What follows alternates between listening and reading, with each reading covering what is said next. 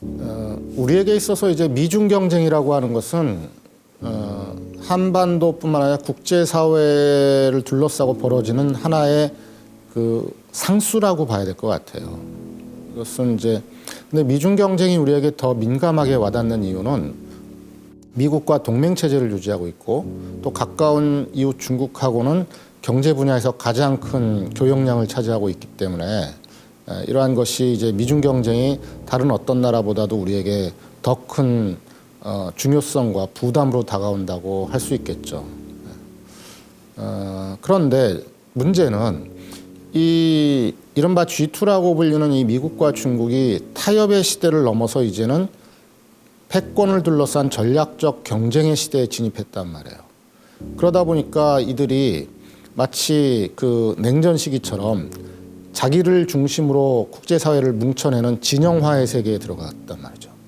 그리고 또 과거 냉전 시기에 미소가 공산주의와 자유주의로 갈려서 이데올로기 싸움을 한 것처럼 이제는 미국과 중국이 권위주의와 자유민주주의로 갈려서 어떤 그 이데올로기 싸움을 하는 것처럼 보이는 측면도 있단 말이에요. 그러면 한국에게 있어서 먹고 사는 문제도 중요한데 아무리 한미동맹이 중요하다고 해서 그러면 중국을 버리고 이 미국 편에 일방적으로 편승해야 되는 것이냐. 이거는 사실 굉장히 중요한 실익적이고 실존적인 숙제란 말이에요. 그럼 우리가 어떻게 해야 되느냐. 이게 중요한데 트럼프 집권이기 주요 인사들은 공공연하게 이제 중국을 adversary 또는 foe 이렇게 enemy라는 그러니까 적이라는 용어로 표현을 하고 있다는 것이죠. 그리고 미국이 당면한 세계 최대의 위협 세력이다라고 규정을 하고 있단 말이에요. 자, 그러면은 이건 뭐를 의미하냐면은 이 미중 관계가 이제는 돌이키기 어려운 이 패권 경쟁의 시대에 진입했다라는 것이죠. 그리고 진영화가 빠르게 진행되고 있고 이제 편을 가르고 약소국이나 중견국들은 어느 한쪽을 선택해야 되는 압박이 점점 강도가 커지고 있다는 것이에요. 이런 상황에서는 우리가 과거에 했던 방식으로 미국과 중국 사이에서 전략적 모호성을 유지한다거나 또는 거기서 더 나아가서 미중 사이에서 나름대로 균형을 유지하겠다라든가 이런 것은 점점 어려워지는 게 냉정한 현실이에요. 그렇다면 우리는 어떻게 해야 되느냐. 제가 볼 때는 두 가지를 생각하는데 하나는 제가 이제 얘기하는 거는 전략적 피벗 외교를 개발하자라는 것이에요. 농구에서 보면은 피벗이 뭐냐면 한 발은 중심축을 딱땅에다 들고 다른 한 발은 좌우 상하로 움직일 수 있는 것이에요. 그러면서 공간을 열어가고 패스를 하고 하는 거거든요. 그래서 저는 이제 우리가 이 균형을 추구하는 것이 아니라 또는 전략적 모호성을 추구하는 것이 아니라 이 동맹이라고 하는 하나의 중심축을 잡고 피벗을 잡고 그 다음에 그걸 바탕으로 해서 우리의 국익을 최대화하거나 손해를 최소화하는 또 다른 그 발을 움직여가는 그런 피벗 외교를 해야 된다. 근데 그것이 단순한 피벗이 아니라 그 상황과 시기와 이런 것에 맞춰서 전략적으로 해야 되는 전략적 피벗 외교를 개발해 나갈 필요가 있다는 것이죠. 여기서 중요한 것은 결국은 중심축이에요. 제가 볼 때는 향후 20년 내에 최소한 10년 내에 미국과 중국의 세력 전이가 발생할 거라고 생각하지는 않아요. 그렇다면 우리는 적어도 10년, 20년 동안은 미국을 중심축으로 하는 그러한 피벗 외교를 전략적으로 잘 개발해 나갈 필요가 있다라는 것이죠.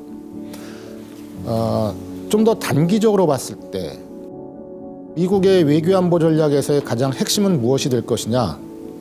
결국은 중국에 대한 견제와 압박이 될 수밖에 없다라는 것이죠. 그렇다면 어떻게 해야 되느냐? 제가 볼 때는 우선은 냉정하게 이 트럼프를 중심으로 하는 미국의 마가 충성파의 전략과 생각을 우리가 이해하고 받아들일 필요가 있다는 것이죠. 마가 충성파를 중심으로 하는 미국의 대중국 인식과 전략을 이해하고 그 구체적인 압박 정책에 대해서 사실 어느 정도는 불가피하지만 미국과 손을 잡고 나갈 수밖에 없다. 그 과정에서 그 미국이 재편하고자 하는 그 중국 배제의 또는 중국 압박의 새로운 세계 질서, 공급망 질서, 경제 안보 질서에 우리가 발빠르게 편승함으로써 거기서 오는 또 다른 대가와 수혜를 받아내는 것이 어쩌면은 우리의 전략에 있어서 더 실용적인 전략이 될 수 있지 않겠는가 이런 생각도 해보고요. 그러면 거기서 무엇이 필요하냐? 그러한 그 전환기에 오는 중국 측으로부터의 압박에 대해서 우리가 얼마나 견뎌낼 것인가, 또는 과거에 사드 보복을 당한 것처럼 경제적인 손해를 감수할 의지가 있는가, 이런 것이 필요한 것이죠.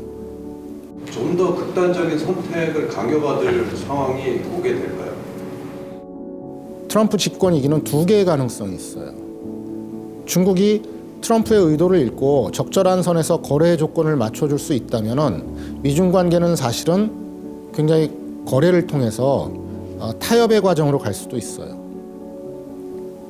그렇지만 또 다른 시나리오도 가능하죠.